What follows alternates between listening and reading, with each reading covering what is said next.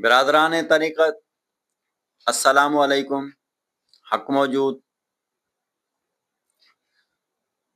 کیا عورت قبر پر جا سکتی ہے؟ اس پر دو چار باتیں عرض ہیں کہ شروع اسلام میں حضور نبی کریم صلی اللہ تعالیٰ علیہ وآلہ وسلم نے منع فرمایا تھا کہ قبروں پر مت جائیں آپ، لیکن ناسخ منسوخ کا ایک علم ہے کہ بھائی شروعات زندگی میں جو کام رائج تھے، حکم تھا، پھر بعد میں وہ منسوخ بھی ہو گیا۔ اس سے کافی وہ آیات بھی ہیں، احادیث مبارکہ بھی ہیں۔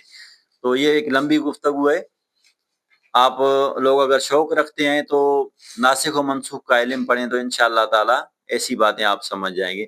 تو حضور نبی کریم صلی اللہ تعالیٰ علیہ وآلہ وسلم آپ فرماتے ہیں کہ میں نے آخری زندگی کی بات ہے کہ میں نے اللہ تعالیٰ کی بارگاہ میں عرض رکھی کہ یا اللہ مجھے دو چیزوں کی اجازت عنایت فرمائیں۔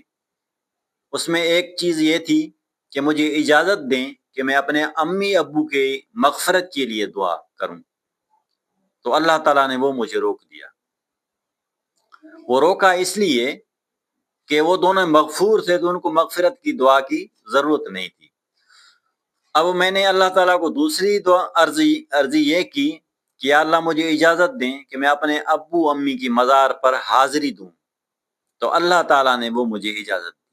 پھر حضور نبی کریم صلی اللہ تعالیٰ علیہ وآلہ وسلم فرماتے ہیں کہ کنت نہیتکم عن زیارت القبور فقد اذن لمحمد فی زیارت قبر امہ فزوروها فانها تذکرۃ الآخرۃ۔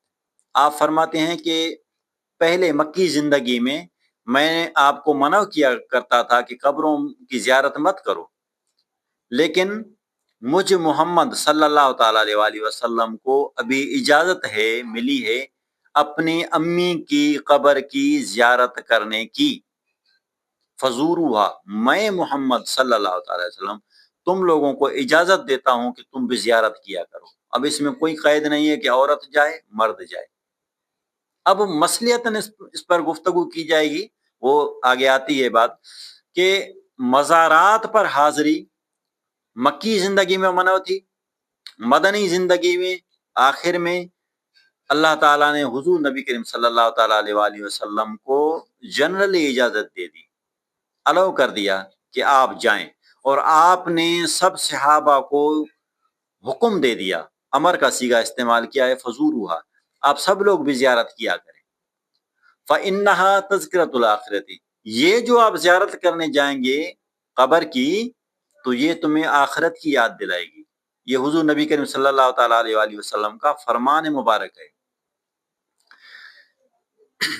تو باقی حضور کی زندگی میں ایک اور واقعہ، حضرت بی بی عائشہ صدیقہ طیبہ طاہرہ، آپ نے حضور نبی کریم صلی اللہ تعالیٰ علیہ وآلہ وسلم سے دعا بھی پوچھی کہ قبلہ مجھے سمجھائیے کہ جب میں قبر کی زیارت کرنے جاؤں تو میں کون سی دعا پڑھوں، تو آپ نے آپ نے دعا بھی عنایت فرما دی کہ یہ دعا پڑھا کریں۔ اب یہ حالات کو ہم جب دیکھتے ہیں کہ بزرگان دین کی مزارات، مثلا لال شہباز قلندر رحمۃ اللہ علیہ یا دوسرے بزرگان دین، وہاں پر جو ماحول بنا ہوا ہے وہ غیر شرعی بنا ہوا ہے، لیکن اصل میں وہ اجازت منع نہیں ہے۔ وہاں پہ ماحول جو بنا ہوا ہے اس میں غیر شرعی ماحول جو بنا ہے کہ عورتیں اور مرد اکٹھے جا رہی ہیں، یہ نہیں ہونا چاہیے۔ عورتیں آ رہی ہیں اپنے منہ، ان کو اپنے محرم کے ساتھ آنا چاہیے۔ یہ طریقہ کار میں تھوڑا سا آپ لوگوں کو اصلاح کرنی ہوگی۔ یہ جو حکام حضرات ہیں ان کے لیے کہ جو بھی مزارات ہیں وہاں پر انتظام کیا جائے کہ عورت اکیلی نہ جائے اور پردے میں جائے، اور جہاں پر گناہ کا خطرہ ہو وہاں پر عورت نہ جائے، منع ہوئے پھر، اور جہاں پر بے پردگی کا خطرہ ہو وہاں پر عورت نہ جائے۔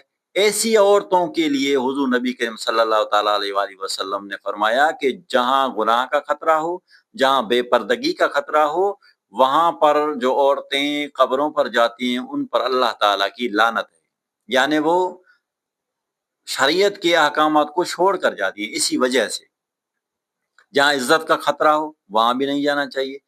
جہاں محرم ساتھ میں نہیں ہے آپ تو اس کے ساتھ وہ پھر عورت نہ جائے، عورت جائے تو محرم کے ساتھ جائے. تو یہ لوازمات ہوتی ہیں، یہ شرائط ہوتی ہیں، ہر حکم کے ساتھ شرائط لاگو ہوتی ہیں. تو ان شرائط کے ساتھ عورتیں بھی مزارات پر جائیں، وہ بھی زیارت کر سکتی ہیں. اب دیکھا یہ گیا ہے کہ آج کل جو ماحول بنا ہے وہاں پر غیر شرعی ساری رسمیں رائج ہیں.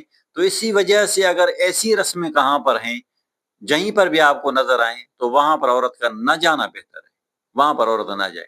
لیکن جو کافی مزارات ہیں، حضرت حضور سیدنا داتا گنج بخش علی حجویری رحمۃ اللہ علیہ، یا جو آپ اور مزارات کو بھی دیکھیں، وہاں پر انتظام کیا گیا ہے عورتوں کی جانے کا، مردوں کی جانے کا، زیارت کرنے کا، دونوں کے لیے علیحدہ سے ایک راستے بنے ہیں.